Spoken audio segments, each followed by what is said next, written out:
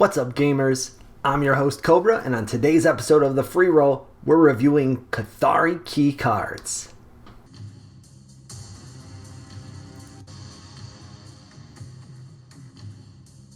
So before we jump into the cards themselves, quick note on this video. The intention here is to give you a quick start to building your first Kathari deck.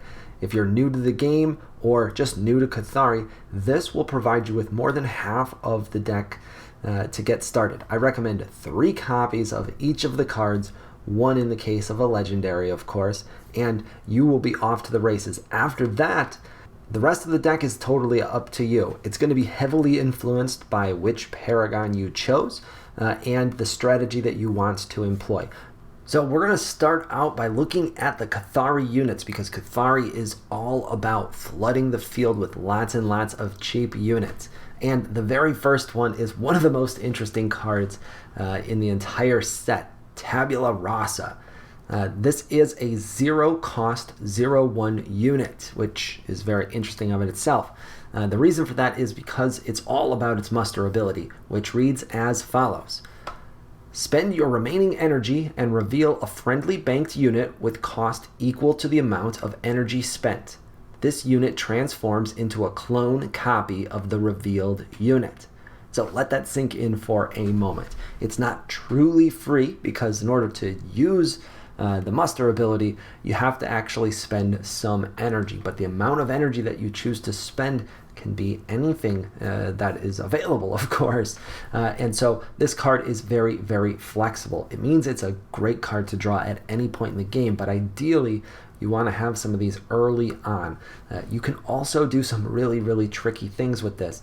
Number one, if you're playing the Paragon Skippy, then you're going to want to be banking units, which seems a little bit counterproductive because you also want to play a lot of units.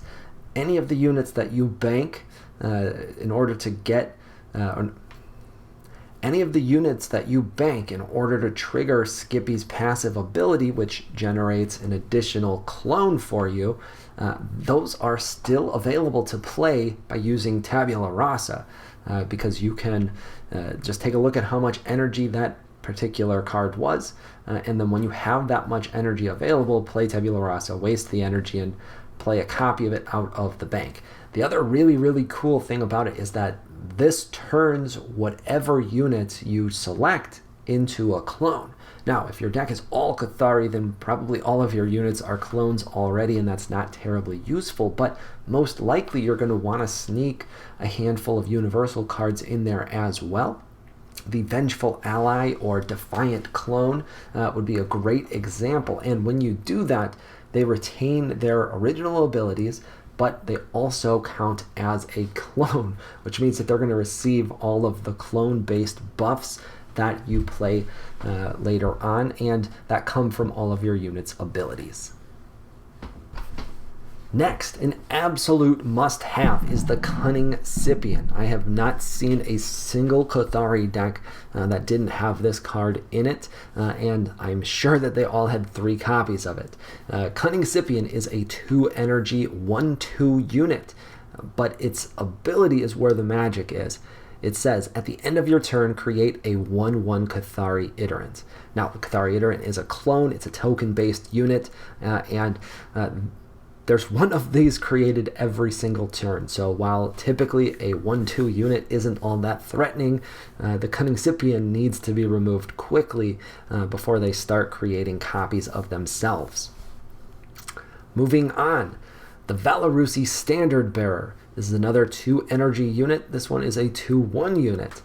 And the Valerusi Standard Bearer's ability is when another friendly clone enters the field, it gains +1/+1. So once you've played the Valerusi Standard Bearer, any clones that enter the field get a +1/+1 buff. That is very nice, especially if you already have the Cunning Scipian in play, which is going to create a clone for you every single turn.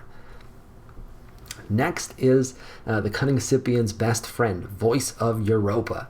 This is a 3-energy 2/4 unit. That means it's a bit harder to remove, and it has a really excellent ability as well.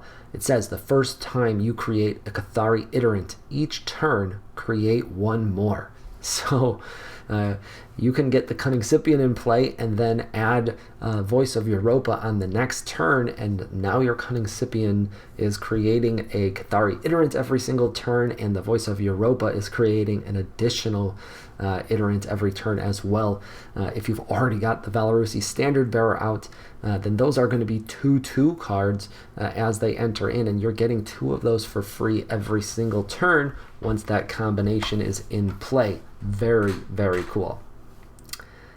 Next is the Aetian Subjugate. This is a 3 energy 2/3 unit, and its ability reads, after a friendly clone enters the field, target unit gains +1/+1 and waste the top card of your deck. Now, the waste the top card of your deck part is really more for Aetio decks, but this is a very small price to pay in order to get an additional +1/+1 buff, and you get to target who gets that buff, so very, very cool. And then finally, for the mid and late game, the Drusian Exhorator. It's a 5 energy unit that's 3/3, and when it's on the field, other friendly clones have +2/+1. So just think about a scenario where you manage to get all of these cards out on the field at the same time. Your opponent's going to have a big, big problem.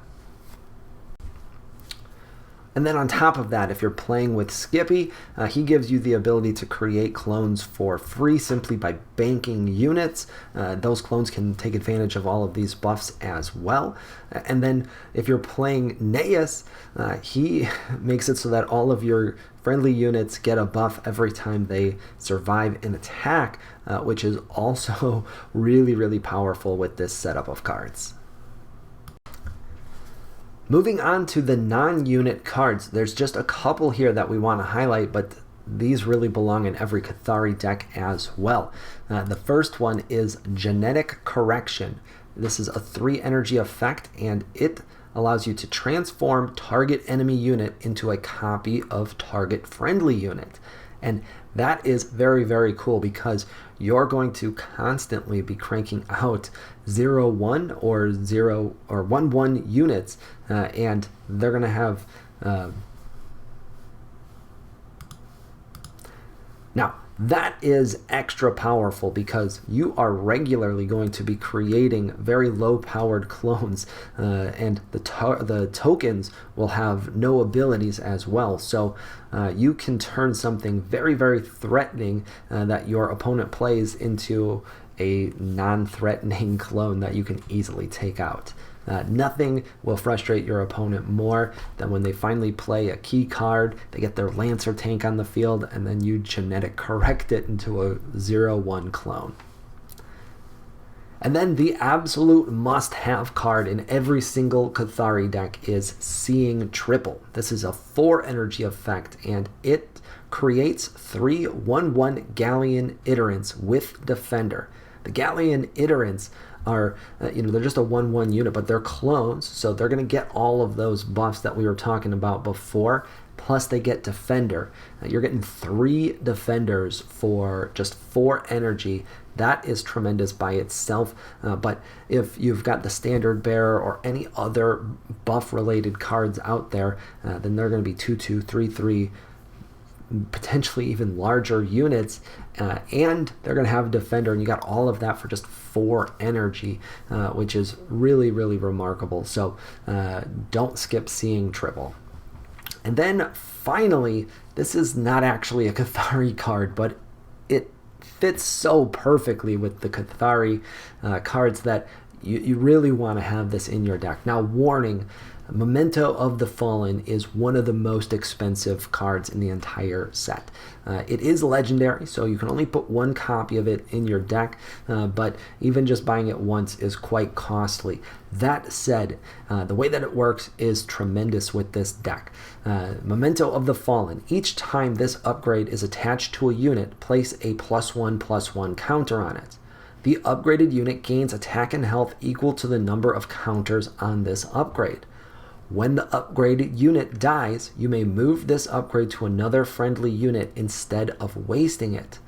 So What that means is it starts out as a 1/1 buff, which for 3 energy, not very good, but you put it onto one of your clones, it's going to die because that's what clones do.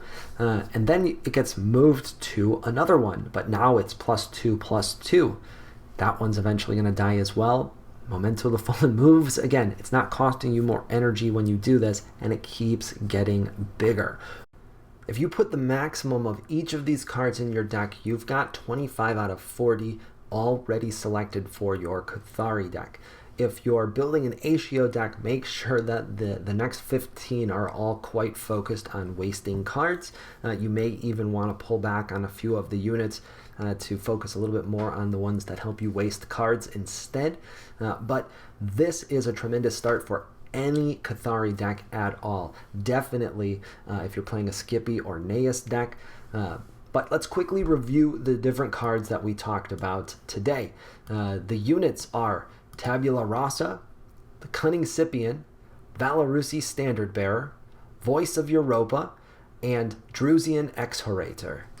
The effects that you want are Genetic Correction and Seeing Triple, and then if you can manage the cost, add the Universal Upgrade Memento of the Fallen. And that wraps up today's video on Kathari key cards. As a reminder, I have created this type of video for every single parallel in Parallel, as well as a review video of all of the paragons for each parallel as well. I hope you found this fun and informative, and if you did, consider giving us a subscribe below. It really helps to support the channel, and there's lots more parallel content coming from the Freeroll.